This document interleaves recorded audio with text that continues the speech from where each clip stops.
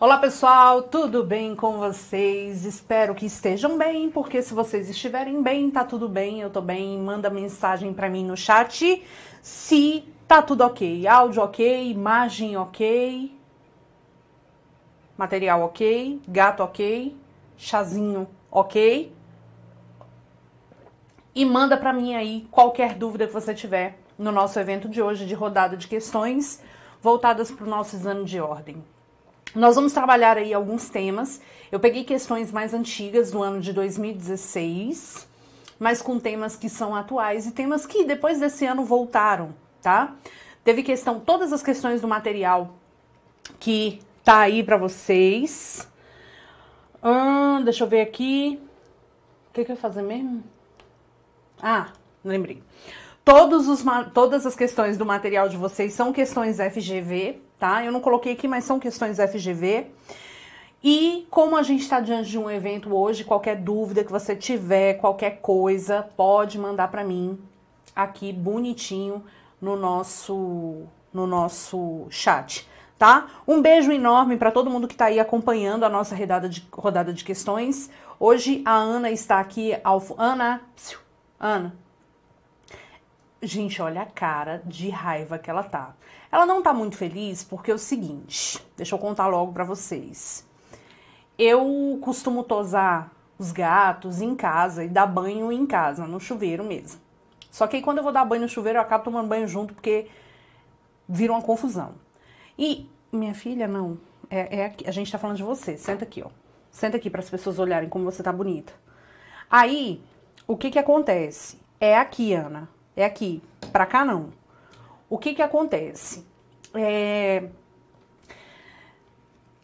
Eu toso eles em casa porque sair com eles de casa é muito problemático. Primeiro, que é uma gritaria, um desespero, terror e pânico sair de casa. Não gosto, porque eu moro em apartamento.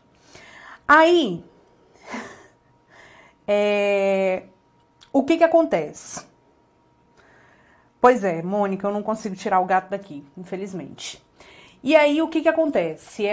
Eu toso eles em casa, né? Eu toso eles em casa e, no final das contas, eu tosei ela. Não fica muito bonito, mas acabei tosando.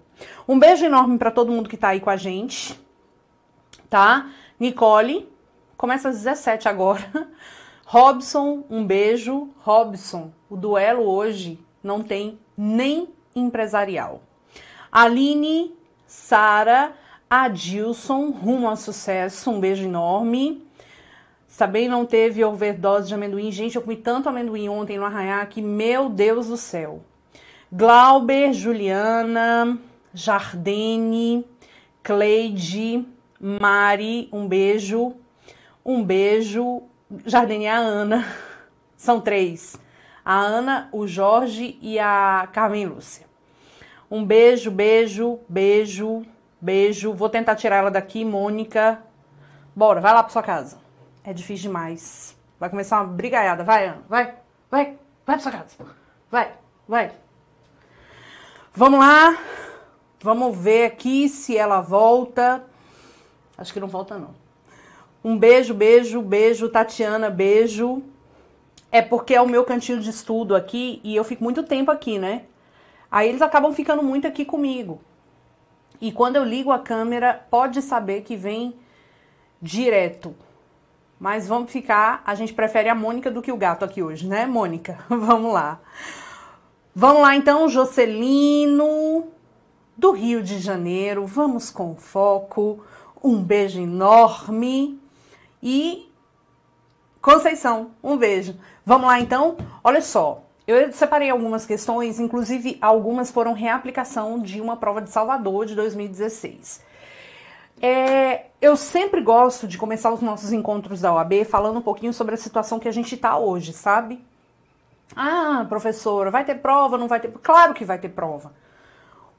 Vai ter prova. A gente não tem como não ter mais prova da OAB, não tem como, porque a vida vai continuar, a profissão continua, né? A vida vai girando. É evidente que a gente está fazendo uma série de adaptações, a OAB está entrando numa situação de adaptação também, tá? Então, o que acontece? A gente está se adaptando, a gente está, né, criando mecanismos de voltar a um novo normal. E eu espero que esse novo normal seja um novo normal muito melhor. Eu não vou nem ficar falando aqui, porque senão começa a chorar. Porque hoje não foi um dia fácil pra mim, né? Hoje definitivamente não foi um dia fácil pra mim. Tem dias que, no momento assim, dessa pandemia, desse isolamento, as situações acabam ficando um tanto quanto mais delicadas, né? A gente fica um pouco mais à flor da pele. E ontem eu fiz um evento na OAB de 8 horas seguidas. Eu e a Raquel, a gente ficou ao vivo 8 horas seguidas. Já tinha deixado também a correção do simulado da OAB, que foi ontem, que foi um sucesso. Se você ainda não participa dos nossos simulados, participe, porque tá sendo um sucesso muito bom. E às vezes é um pouco mais difícil, né? Aí eu falei, cara, não vou dar essa aula. Aí fiquei ali pensando. Eu falei, quer saber, eu vou dar essa aula sim, porque o mundo tem que girar. Independentemente das nossas tristezas, das nossas decepções, o mundo tem que girar e a gente tem que lutar, né? A gente tem que seguir em frente. E no final das contas, o carinho de vocês aqui, sentir vocês perto de mim aqui no chat, é engrandecedor para mim e é um momento de superação até, né, das dificuldades, da solidão, enfim. Então, eu resolvi entrar com tudo nessa aula de hoje. Então, sem maiores delongas, vamos no nosso material e vamos ver o que eu preparei para vocês na minha primeira participação aqui da rodada, né, de questões. Vamos lá no nosso material. Olha só, pessoal, o que nós temos aqui? Primeira questão, tá? Primeira questão. Gente, não desistam. Não desistam de nada da vida de vocês. Viu? A Jardine tá falando aqui verdade. Também bateu um desânimo, pensei em desistir. Não desiste. Não vamos desistir. Vocês têm o objetivo de vocês, eu tenho o meu, e a gente não vai desistir. Juntos nós formamos uma grande equipe, tá? Juntos nós somos uma grande equipe. O objetivo, de certa forma, é meu também. E o meu objetivo de vida, que é lecionar, que é, né, ensinar, que é dar aula, que sempre quis dar aula desde pequena, vocês fazem parte disso. Então, sem vocês, eu não sigo meu objetivo. E então, não vamos desistir, tá bom? Vamos, né, focar no negócio, porque, como Priscila disse aqui, Deus é conosco e Socorro realmente disse a verdade, né? Desistir não é uma opção. Não é uma opção, de jeito nenhum, nem pra mim, nem pra vocês. Então a gente tem que viver, né? A gente tem que seguir a vida e seguir os nossos objetivos e continuar firme, de cabeça em pé, mesmo nos dias difíceis. Porque hoje eu tava lendo, né, e eu gosto muito de ler algumas coisas quando não tá muito fácil pra mim.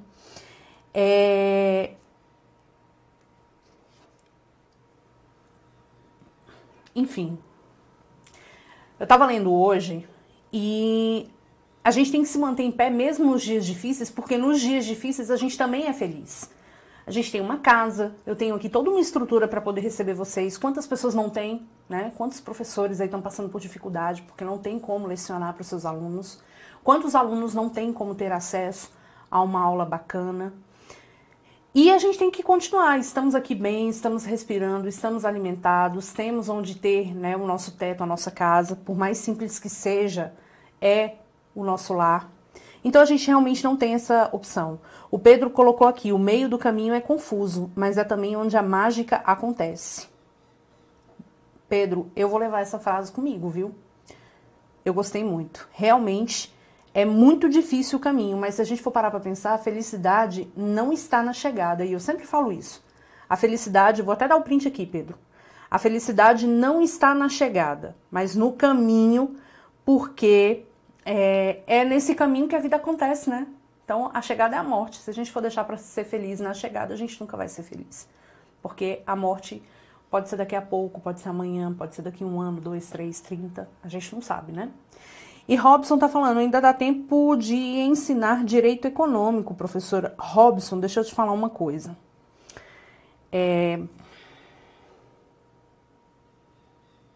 Eu não sei o que eu faço com você. Quando passar a pandemia, Robson, me dá teu endereço, que eu vou dar uma passadinha aí na sua casa, pra gente ter uma conversinha, tá bom? Vamos lá então, olha só. Essa questão aqui, questão número 1, todas as questões são questões FGV, tá? FGV ou AB. Vamos ver aqui o que essa questão tá querendo. Vamos lá. Deixa eu botar meu celular aqui para eu ir acompanhando vocês de perto. Olha lá. Pedro, em dezembro de 2011, aos 16 anos, se formou no ensino médio. Em agosto de 2012, ainda com 16 anos, começou o estágio voluntário em uma companhia local. Em janeiro de 2013, já com 17 anos, foi morar com sua namorada. Conte-me mais. Em julho de 2013, ainda com 17 anos, após ter sido aprovado e nomeado em um concurso público, Pedro entrou em exercício no respectivo emprego público. Tendo por base o disposto no Código Civil, assinale a opção que indica a data em que cessou a incapacidade de Pedro. Gente, o que nós temos aqui? Uma questão que trabalha o tema capacidade. Antes de falar da capacidade, eu vou começar do começo, tá? Vou começar bem do começo. Imagina isso aqui. Eu sempre faço esse desenho. Categoria. E hoje nós teremos o lançamento do duelo. Eu comprei até roupa. Eu comprei roupa para poder participar desse duelo. E hoje nós temos o lançamento deste duelo que vai acontecer com a participação da professora Rebeca, maravilhosa. Eu tô morrendo de medo de ir contra ela porque eu não sei nada de atualidades. Se tem uma pessoa que não sabe de atualidades, sou eu. Se perguntar para mim quem é o presidente dos Estados Unidos hoje, eu não sei. Professora Rebeca, professor Márcio Flávio, professor Elias, maravilhoso, que foi o grande idealizador desse evento. Professor Aragolindo, o Márcio Flávio, falei Márcio Flávio, tenho medo do Márcio Flávio, porque é matemática purinha. Professor Vandré e o Érico Palazzo, que eu tô doida pra pegar o Érico Palazzo pela frente. Mas eu tô doida. E aí vocês vão ver o que é chacina, sabe? Então a gente vai ter hoje um lançamento desse mega duelo com a apresentação do nosso maravilhindo FB. Eu quero que vocês participem bastante. O meu time será o time cereja do bolo. O povo lá nem entendeu por que a minha hashtag é Team Cereja do Bolo, né? O povo ficou, Roberta, o que é isso? Eu falei, piada interna, só os meus alunos sabem o que é. E hoje a gente tem cereja do bolo aqui no nosso, na nossa aula. Olha só, aqui é o seguinte. Vamos lá. Imagina essa criaturinha aqui, ó. Né? O que nós temos aqui? Professor, é uma aranha grudada na barriga da mulher. Não. É o nascituro, ok? É o nascituro. Quando ele sai do ventre materno, respirou, ele adquire personalidade jurídica. Personalidade jurídica é uma aptidão genérica para titularizar direitos e deveres. Adquiriu personalidade jurídica, ele adquire também capacidade de direito. O tempo passa, ele completa 18 anos, ele adquire o quê? Capacidade de fato. Um beijo enorme para a nossa gloriosa professora Ana Paula Blasucci, que eu estava falando dela agorinha aqui, que é uma das melhores professoras, eu acho que a melhor professora, não vou falar a melhor porque eu tenho outros bons também, mas professora maravilhinda de constitucional e administrativo. O povo pode até querer imitar a professora Ana Paula, mas igual a ela não é que existe, como dizia Padre Quevedo. Gente, personalidade jurídica é uma aptidão genérica para titularizar direitos e deveres, tá? Capacidade de direito é a capacidade que você adquire quando você nasce, junto com a personalidade jurídica. E aí, nesse caso, o conceito é igual. E aí, o que acontece? Titularizar direitos e deveres. O tempo passa, você completa 18 anos, que é a nossa maioridade, e você pode exercer sozinho esses direitos e deveres que você adquire. Aí eu te pergunto, se a criatura tem personalidade jurídica, capacidade de direito e capacidade de fato, essa pessoa é Capaz. A criatura tem personalidade jurídica, capacidade de direito, mas não tem capacidade de fato, ou porque não alcançou a maioridade, ou porque perdeu, ela é o quê? Incapaz. Você não é incapaz, tá? O incapaz é aquele que não tem capacidade de fato, e é aquele previsto em lei. Roberta, que lei? Artigo 3º e artigo 4º. Observando aqui categoricamente, eu quero que você veja o seguinte. Novidade, tá vendo esse martelinho aqui na frente? Clicou, esse aqui é o site do Planalto, clicou no martelinho, vai para o site do Corpus 927, que é um projeto idealizado pela Infam, né, Escola Nacional de Formação e Aperfeiçoamento dos Magistrados, e essa Infam, esse Corpus 927 te dá a jurisprudência de todos os artigos aqui, né, envolvidos no Código Civil. Então, eu clico no artigo 1º, vai para o Corpus 927, abre aqui a jurisprudência em relação aos posicionamentos mais relevantes do STJ e do STF em relação a este tema, tá? Mas vou voltar aqui. Incapaz na lei.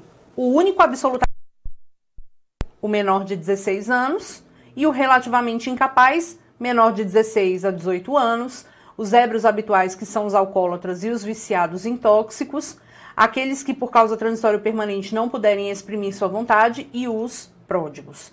A questão dos índios fica regulado pela lei específica, que é o Estatuto do Índio, ok? Agora deixa eu te contar uma parada aqui muito da sinistra. É possível antecipar a aquisição da capacidade de fato? É, por meio da chamada emancipação, tá? A menoridade cessa aos 18 anos, quando a pessoa fica habilitada à prática de todos os atos da vida civil. Isso aqui é a capacidade de fato. Cessará para os menores a incapacidade pela emancipação voluntária ou decisão do juiz, que respectivamente é a emancipação concedida pelos pais, quando o menor tem 16 anos, direto no cartório em caráter irrevogável. É a emancipação dada por instrumento público, né, nesse caso, ou também por sentença do juiz, ó, veja, independentemente de homologação judicial, ou por sentença do juiz, tá? Sentença do juiz. Ouvido o tutor se menor de 16 anos completos, ok? Quando ele for tutelado. E aí também ouvido o Ministério Público. Agora, pelo casamento, não vale união estável. E a gente sabe que hoje não é possível casar mais. Pelo exercício de emprego, cursos.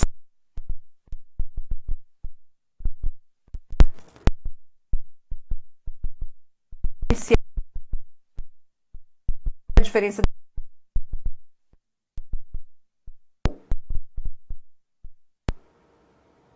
Ah, meu pai eterno. Tá ruim o áudio, gente? Fala aí pra mim. O áudio tá ruim? Manda pra mim aqui no chat. O que tá acontecendo? Tá tudo normal aqui. Deixa eu ver aqui o que tá acontecendo.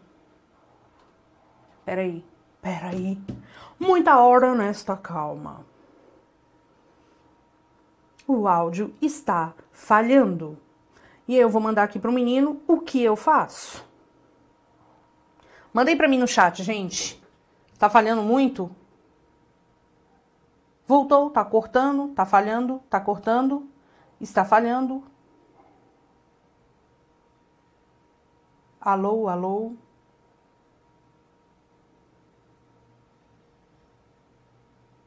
Alô, alô, alô.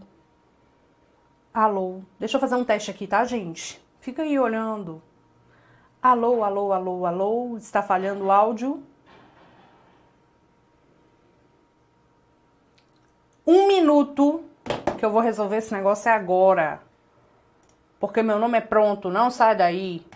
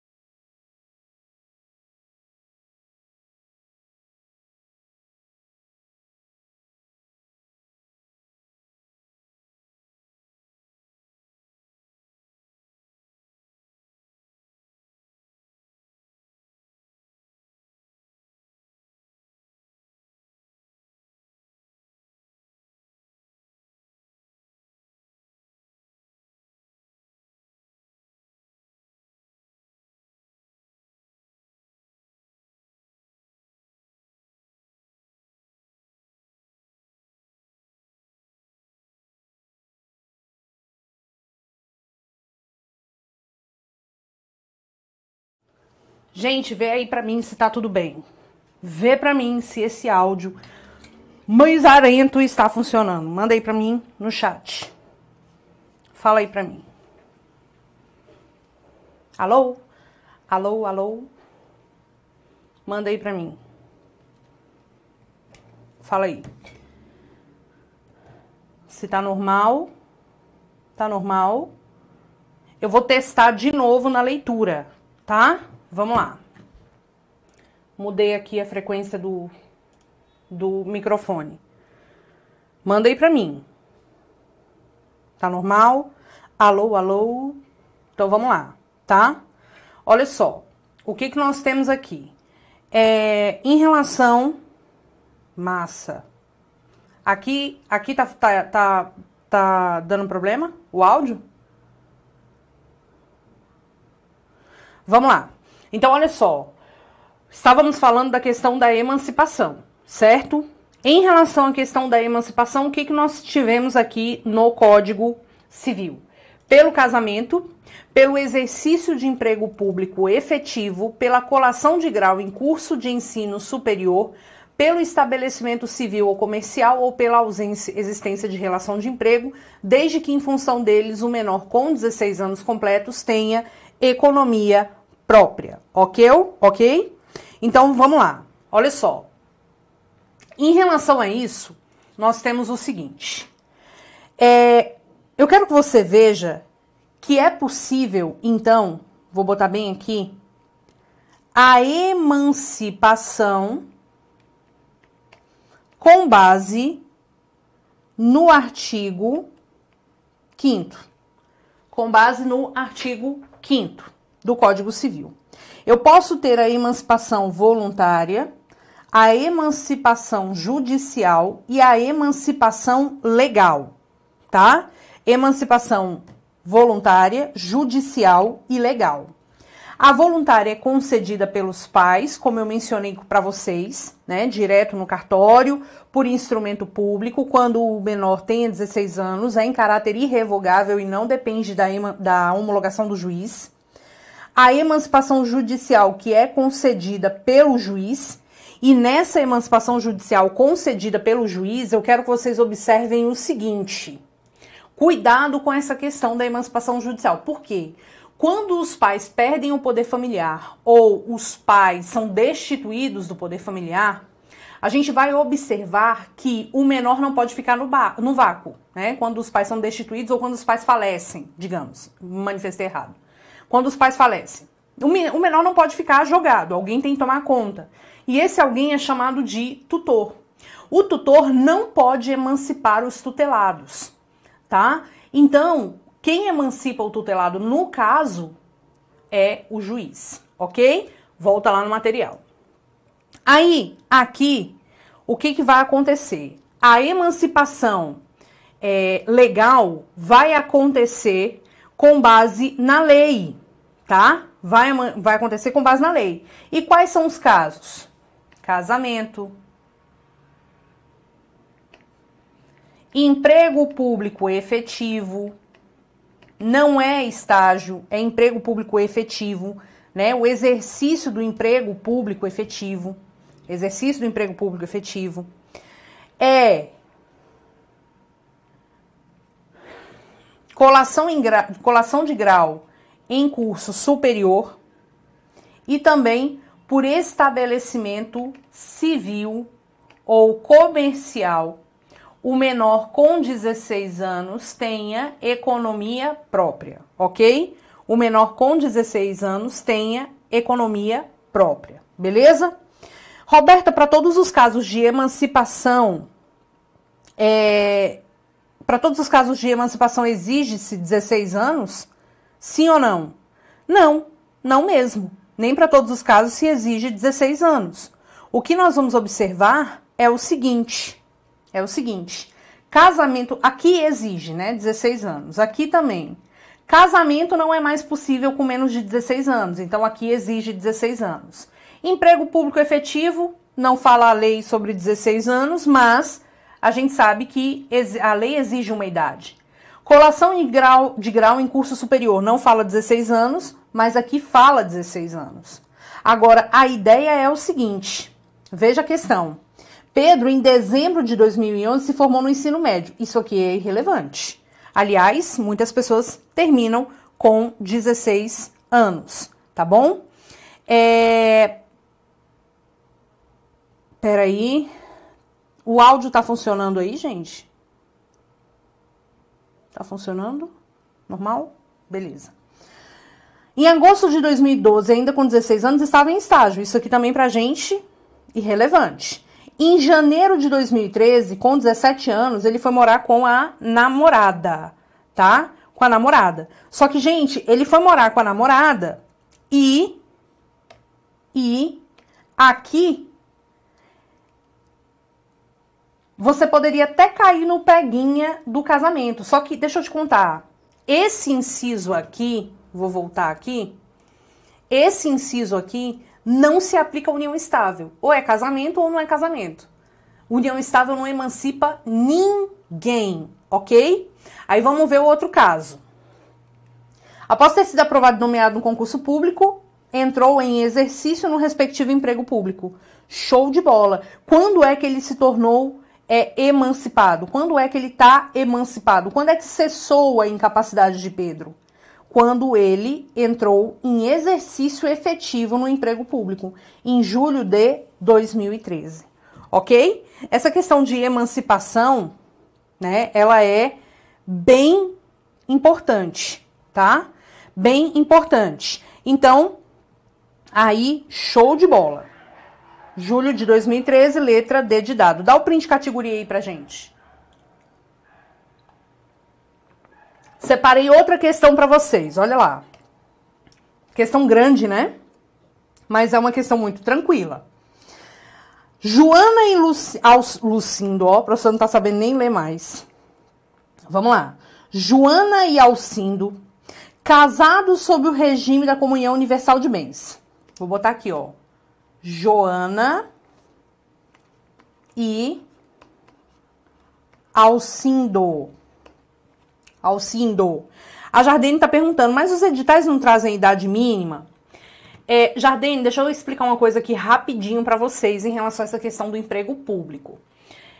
O emprego público, eu tava até conversando com o André esses dias, via de regra exige-se 18 anos, mas tem alguns editais que para a questão de emprego público, sei lá como é que funciona isso, pode ser com 16. Salvo o melhor juízo, foi o caso do concurso do BRB aqui em Brasília.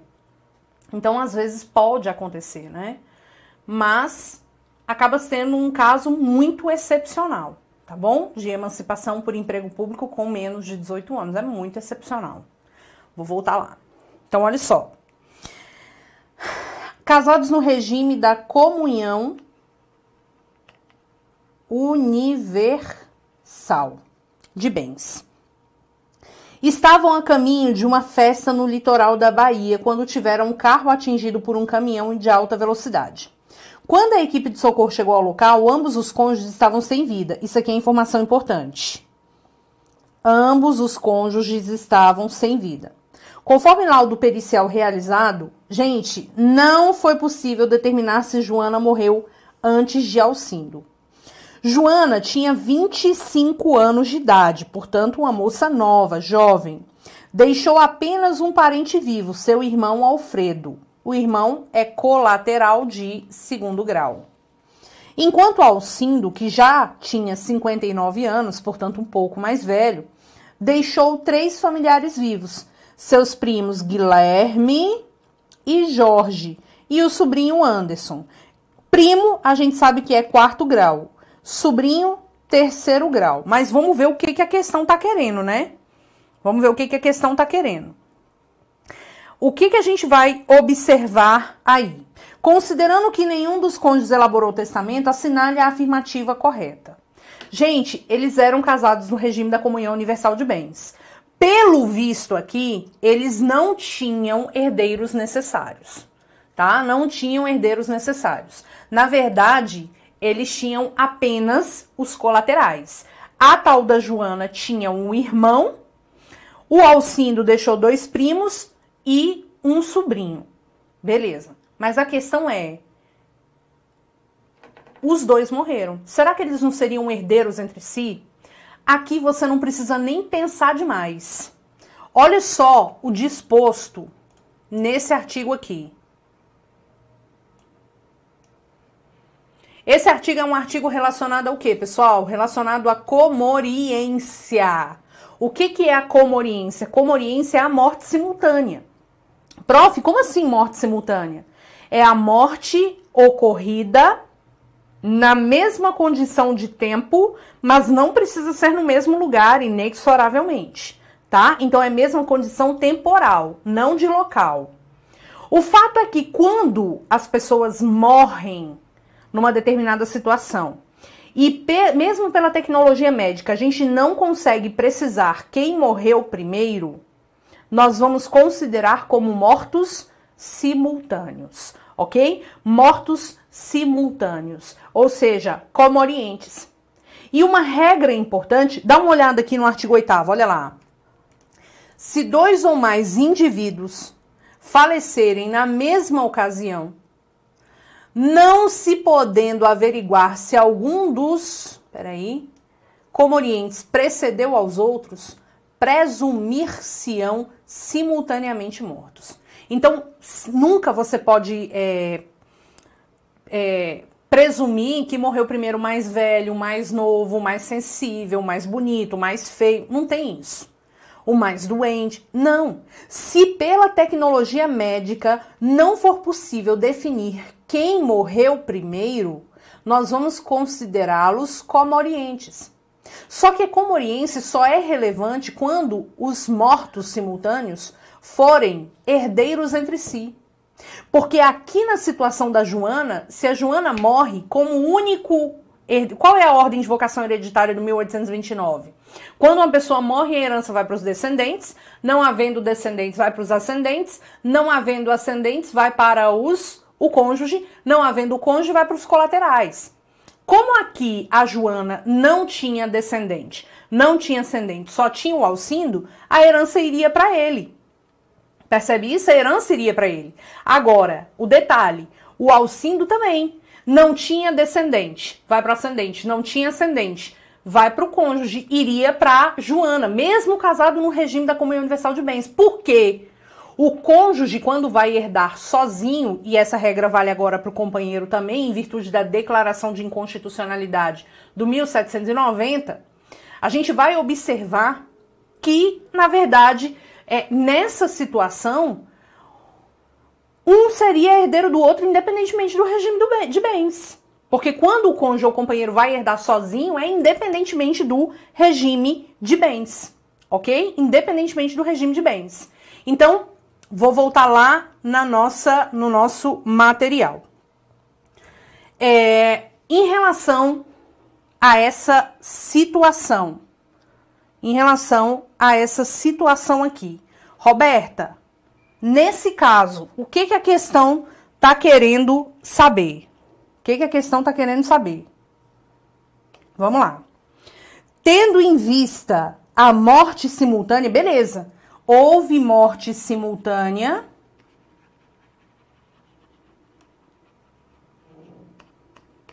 Que é chamada de comoriência. E está prevista no artigo 8º do Código Civil, tá? É artigo 8º do Código Civil. Gente, aí como a quase que não sai. Como a questão é muito extensa, a gente tem que analisar os itens e buscar exatamente onde é que está o erro. Então, vamos lá. Tendo em vista a morte simultânea, ok. Alfredo receberá integralmente os bens de Joana. E a herança de Alcindo será dividida em partes iguais entre os seus herdeiros necessários, Guilherme, Jorge e Anderson. Aqui você não precisa nem fazer cálculo, porque a gente já sabe que Guilherme, Jorge e Anderson não são herdeiros necessários. Quem é herdeiro necessário? Ascendente, descendente, cônjuge e companheiro. Aqui não é. Tá? Entre comorientes, não há transmissão de patrimônio. Show de bola, show de bola. Mas como Joana e Alcindo eram casados pelo regime da comunhão universal de bens, o patrimônio total do casal será dividido em partes iguais, distribuído entre os herdeiros necessários de ambos. Você também não precisa nem saber se essa regra existe ou não. Porque herdeiro necessário, nenhuma dessas pessoas aqui são. Nem o irmão, nem o primo, nem o sobrinho. E também não existe essa história de dividir em partes iguais. Ah, porque são casados na comunhão universal, a gente vai dividir em partes iguais. Claro que não, tá? Aqui, óbvio que não. Beleza? Show de bola.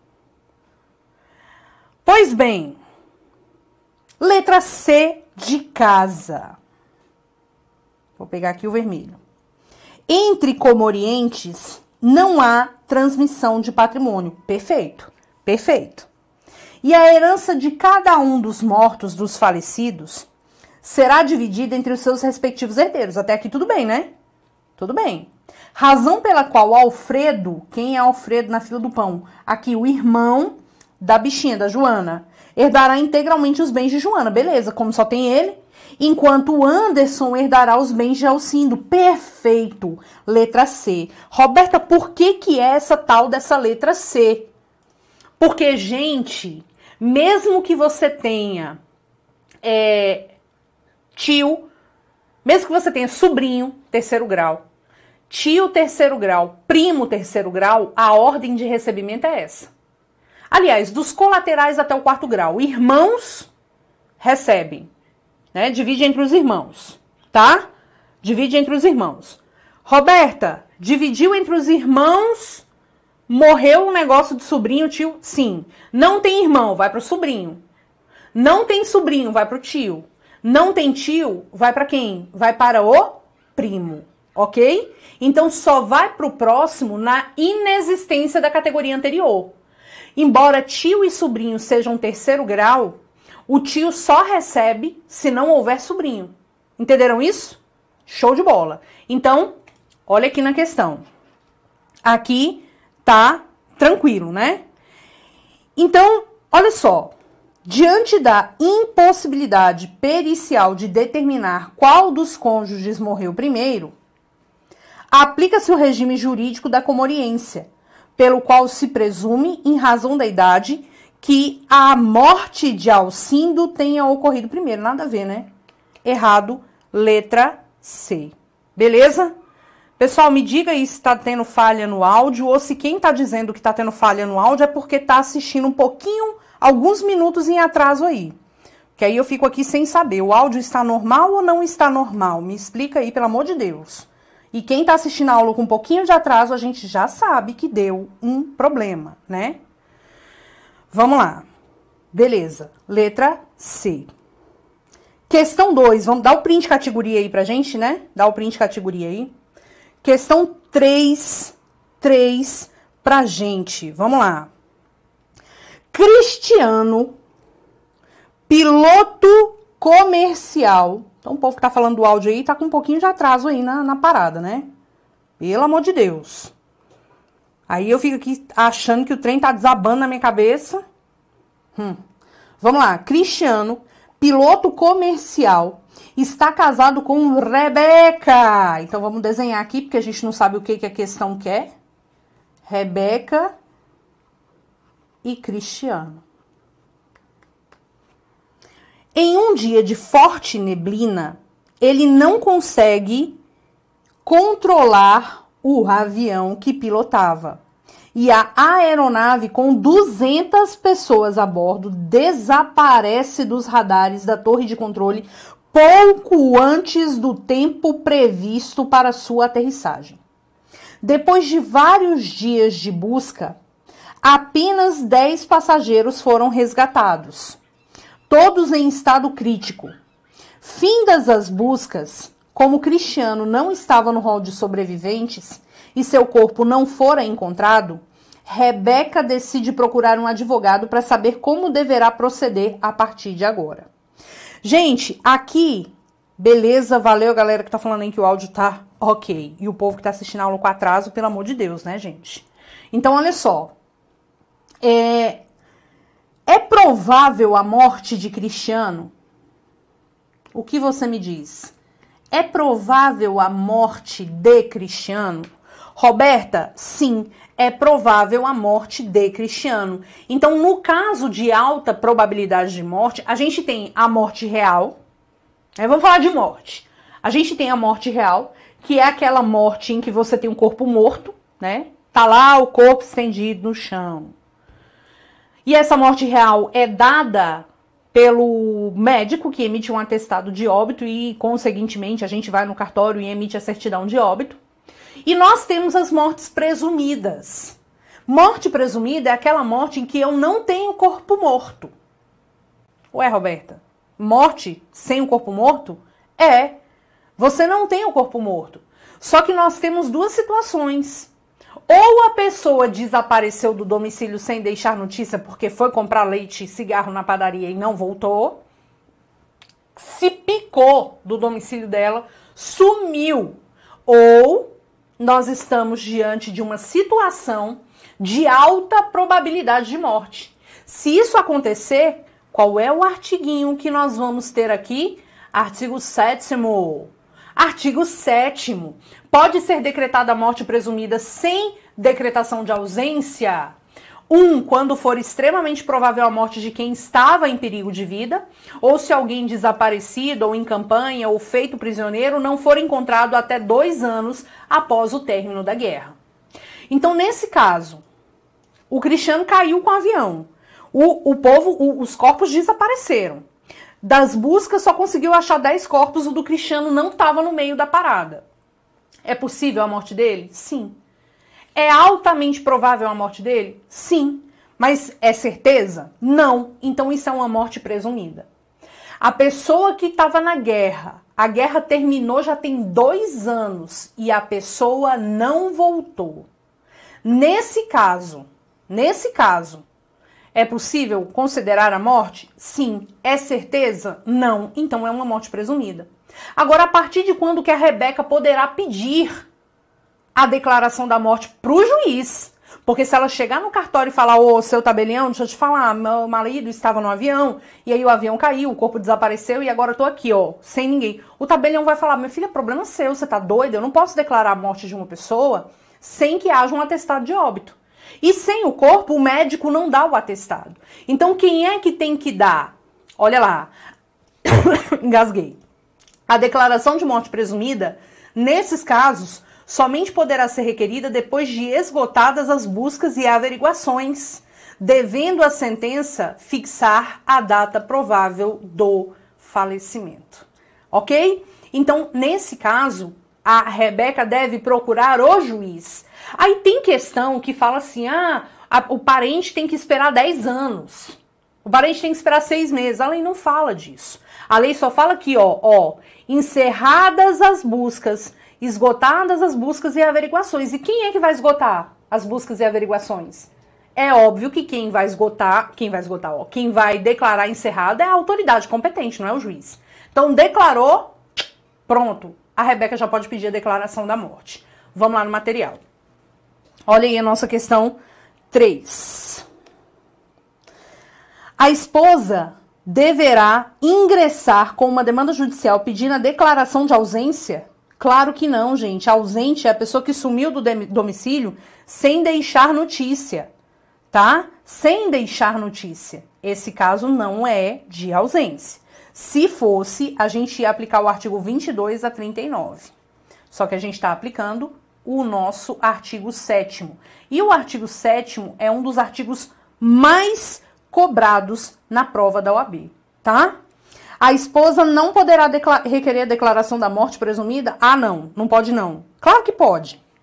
A pessoa vai ficar aí eternamente, então, né? Não tem como. Lembra dos casos emblemáticos da Elisa Samúdio, que o corpo desapareceu, né? Numa situação terrível. A irmã do Vitor Belfort, que também teve o corpo, né? Ninguém sabe, na verdade, ninguém tem certeza, né, se teve a morte, mas é provável, porque foi uma situação de tragédia, né? A declaração da morte presumida de Cristiano poderá ser requerida independentemente da prévia decretação de ausência, uma vez que esgotadas as buscas e averiguações por parte das autoridades competentes. Letra C de casa. Corretíssimo, bem em conformidade com o artigo 7º. Preciso esperar o mínimo de tempo? Não, não tem essa história, tá? A sentença que declarar a morte presumida de Cristiano não deverá fixar a data provável do seu falecimento? Claro que tem que fixar, gente.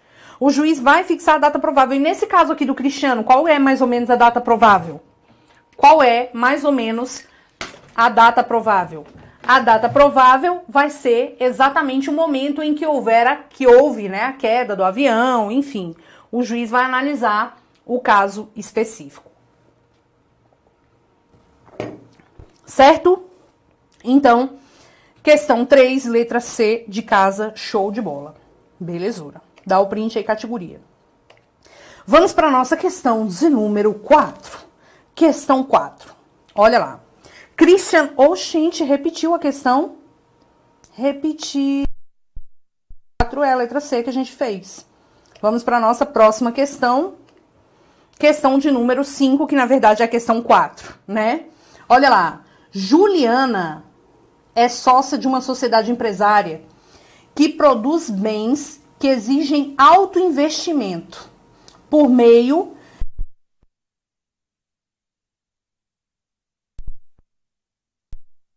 Então, Juliana, casada com Mário.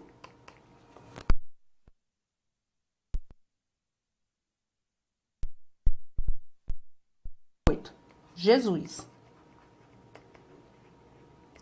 Vocês sabem que faz com que o regime da faz com que a situação seja, né, os antes do casamento, os bens adquiridos depois do casamento, a gente sabe que são situações, né, aí evidentemente que comunicam os bens. Tudo é de todo mundo, ok? Ah, meu Deus. De novo. Ah, eu não sei o que eu faço mais. Não sei mais o que eu faço.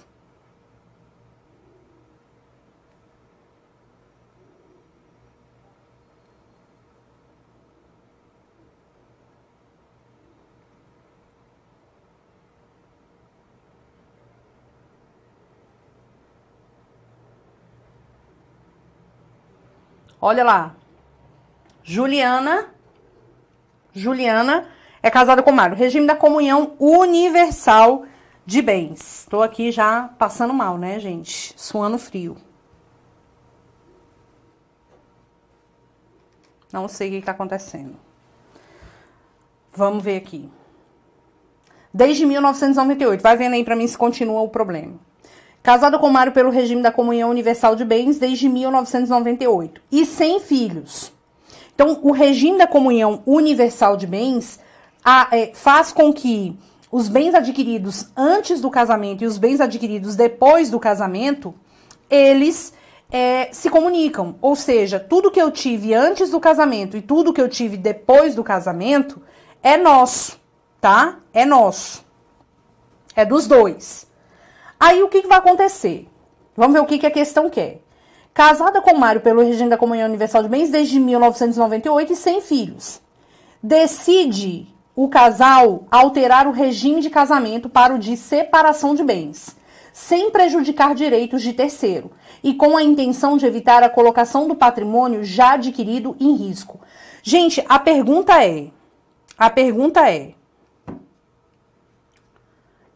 é, nesse caso, né, nesse caso aqui de regime de bens, e eu quero alterar, eu posso? Posso.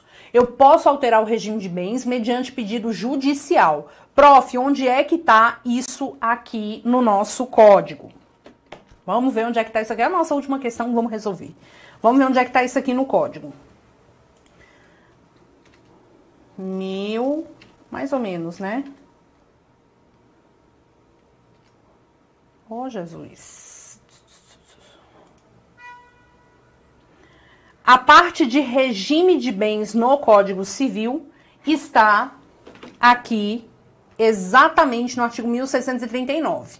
O 1639 diz o seguinte: é lícito aos nubentes, antes de celebrado o casamento, estipular quanto aos seus bens o que lhes aprouver. Beleza, beleza.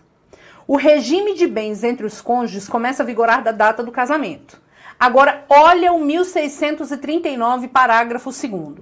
É admissível a alteração do regime de bens mediante autorização judicial em pedido motivado de ambos os cônjuges, apurada a procedência das razões invocadas e ressalvados os direitos de terceiro. Eles são casados desde 1998 pelo regime da comunhão universal de bens. E aí, no final das contas, eles querem alterar o regime de bens. É possível? É possível, aplicando 1639, parágrafo 2º. Agora, o que eles vão ter que fazer? Resguardar eventual direito de terceiros em relação àquelas... Porque eu não... regime de bens para fraudar os credores que, eventualmente, eu tenho. Tenho que fazer um pedido judicial e eu tenho esse pedido. Eu tenho que explicar para o juiz o porquê que eu estou querendo alterar o regime de bens. Ok? Fora isso, nada feito. E não é porque eu pedi que o juiz vai efetivamente alterar. Ok? Então vamos voltar lá na questão. Olha lá. Vamos ver aqui as opções, né? Sobre a situação narrada, assinale a afirmativa correta. Qual afirmativa vocês marcam aqui, gente? Olha lá. A alteração do regime de bens mediante escritura pública? Não. Qual artigo que a gente tratou? 1639, parágrafo 2º do Código Civil, tá? A alteração do regime de bens, tendo em vista que o casamento foi realizado antes da vigência, não é possível? Nada a ver. Nada a ver. É possível, sim, tá? Letra C. A alteração do regime de bens mediante autorização judicial com pedido motivado de ambos os cônjuges, apurada a procedência das razões invocadas e ressalvados os direitos de terceiro, é possível, ok? É possível. Tudo bem? Então, letra C. Hoje deu só letra C, né? Letra C. Beleza.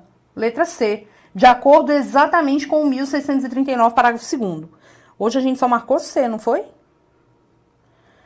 Letra D. Não é possível a alteração para o regime da separação de bens. Tão somente para o regime de bens legal, que seria a comunhão parcial de bens. Nada a ver. Qual seja, nada a ver. Nada a ver. Ok? Nada a ver. Então, gente, eu queria fazer 5 questões com vocês. Acabou que uma ficou repetida aqui no material. E essa daqui era a minha última questão, exatamente, minha última questão de hoje. Eu copiei 2 vezes a questão do Cristiano aqui. Eu queria ter colocado uma questão de responsabilidade civil. Mas não tem problema não, a gente vai voltar com mais eventos de questões. Eu vou ficar por aqui porque o meu horário é até às 18 horas. Eu peço desculpa para vocês em relação a essa questão do áudio, tá? Uma situação que eu não entendi aqui porque o microfone tá normal, pilha normal, os fios aqui normais. Enfim, acontece, né? Mas, peço desculpa aí pra vocês, hoje realmente não foi o meu dia, né? Nem na aula eu consegui me dar bem aqui, mas eu espero que o duelo mais tarde esteja tudo bem com esse microfone, pra que eu não perca por WO, né, gente? Porque ia ser demais. Um beijo enorme pra vocês, desculpa mesmo de coração aí o que aconteceu. No nosso próximo encontro, a gente vai ter mais encontro de rodada de questões. Eu coloco para vocês mais questões aí interessantes, tá? Eu tô pegando umas questões mais antigas, porque a gente acaba ficando muito nas questões recentes, vai ficando muito repetitivo, mas esse tipo de questão, né, veio de um examinador que eu acredito que não tá mais na OAB. Ele fazia melhores questões pra gente treinar. E no nosso canal, eu acredito que vai ter mais evento hoje aqui no canal da UAB, tem mais rodada de questão, tem evento agora às 18 horas ao vivo aqui. Gente, um beijo pra vocês, fiquem com Deus, desculpa aí a coisa. Mônica, tá tudo certo, a gente tem que respeitar todo mundo, né? E aí eu dei uma bronca nela, ela foi pra lá. Tá bom? Um beijo enorme pra vocês. Continuem aí com a gente, curtam aí a programação do Grão AB. Um beijo enorme no coração. Tchau, até mais.